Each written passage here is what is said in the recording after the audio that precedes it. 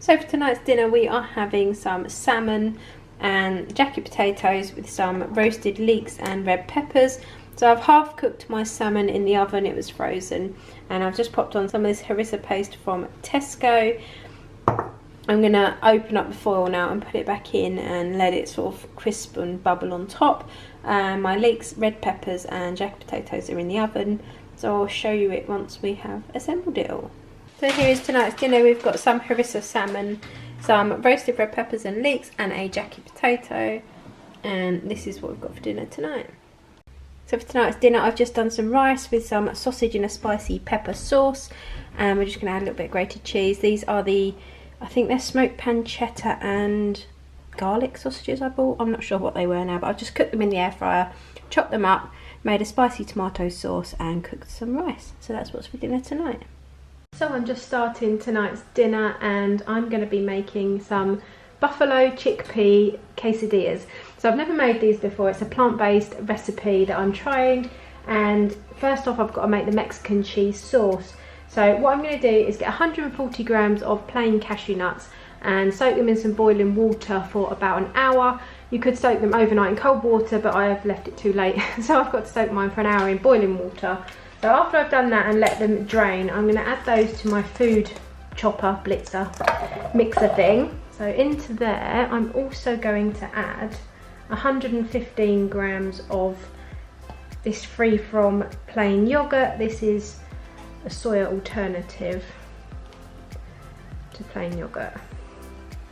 So I've got 119, near enough, grams of yogurt. And then I'm going to add about 2 tablespoons of vegetable stock, which I've just made up using a vegetable stock cube. We need 130 grams of salsa. The only way we seem to get this in the UK, we don't do massive jars of it like you can get like in other places, like in the US for example. So I've got one of these old El Paso pouches that come with the fajita kits. We do it like as a dip, but you don't get the massive jars of it. I'm not sure why. I think you get it in tins as well over there, but anyway, so I've got, how much of this is there? There's 130 grams pretty much of salsa. So on top of that I'm going to add 1 teaspoon of ground cumin, and then we're going to put half a teaspoon of chili powder. I've got a hot chili powder, so I'm still going to add half a teaspoon because we like our spice. I'm going to add half a teaspoon of smoked paprika. It smells so good already. It says about a teaspoon of salt.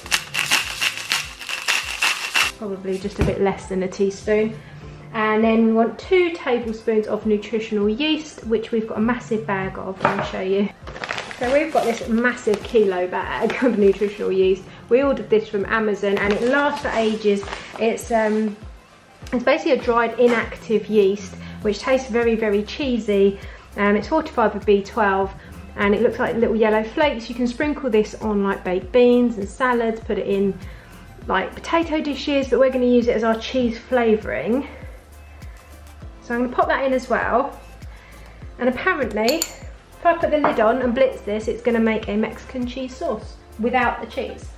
And there's no dairy or anything, so we'll see. Let's take it off of there. Well, that's all my ingredients are in my chopper.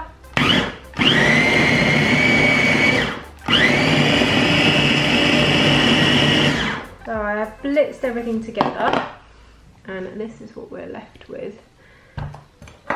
I have just tasted it, and Steve's also just tasted it. I cannot believe this doesn't have cheese or dairy in it. It tastes like cheese sauce. Just like a really creamy, really cheesy cheese sauce. I'm blown away. So anyway, that's that part of it.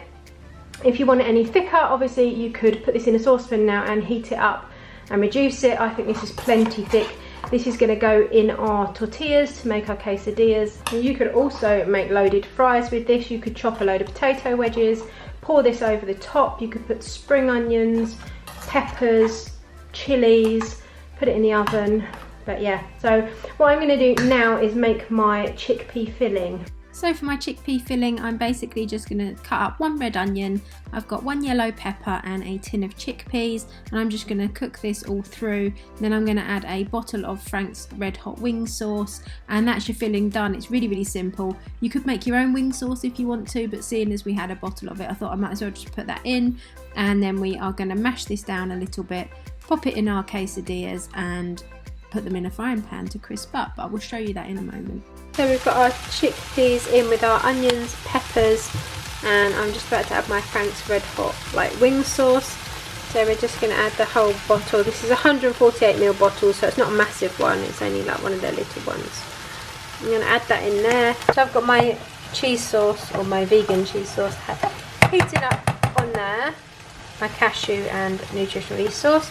I'm going to mix my chickpeas in with my Frank's sauce, and then we are going to assemble our quesadillas.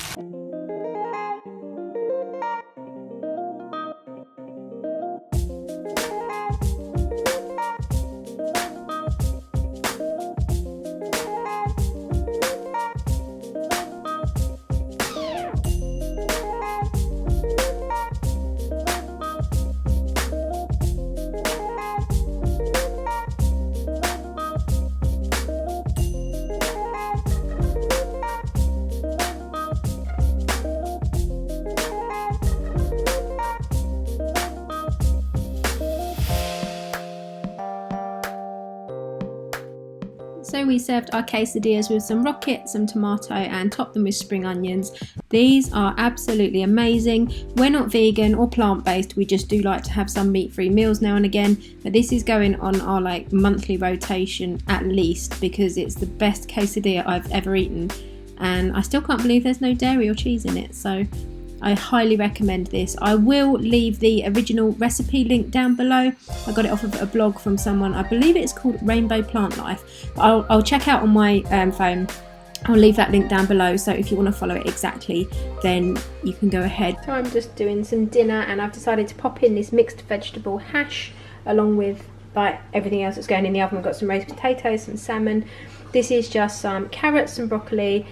We've got some leeks, there's some garlic, onions, courgettes, peppers, a couple of different peppers, and then I've put lots of salt, I've put pepper, chili flakes, smoked paprika, some onion powder, and then I've sprayed it with some of my rapeseed oil, and then I'm just going to pop it in the oven for about 30 to 40 minutes and just pop it in the fridge. It will just be a nice side dish to have with whatever we want to have it with, or something we can just warm up for breakfast, maybe have it with a few baked beans or some cherry tomatoes. But I just thought I'd pop that in. I'm just going to stick it in the oven and see what happens.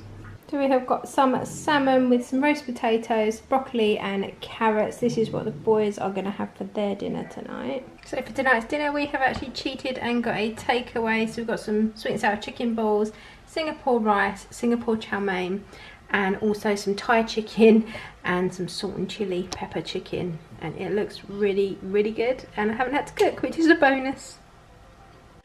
I just thought I'd pop in a little breakfast that we had, and it was these Just Roll pain au chocolat, which I didn't realise that you had to actually roll them yourself. So you get the little strips of chocolate and you have to lay out your pastry and then roll it over, but it's really simple, and then you just pop them in the oven. We also had some cinnamon swirls, and you just make up a little bit of icing to pop over the top of those. But it's just so nice to have freshly baked pastries in the morning. It makes a real treat. We don't buy this kind of thing very often, but they were really good.